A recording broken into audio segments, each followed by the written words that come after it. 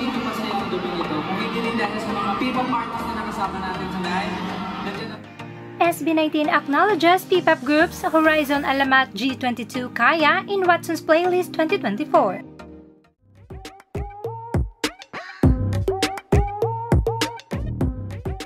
SB19 is not just the king of P-pop, they are also the kuya to these junior groups.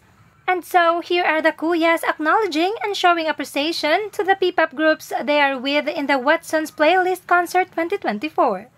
Siyempre hindi naman magiging masaya ang gabi nito kung hindi rin dahil sa mga P-pop artists na nakasama natin tonight. Nandiyan ang Yui, ang Alamat, G22, Kaya, Horizon, maraming salamat sa inyo.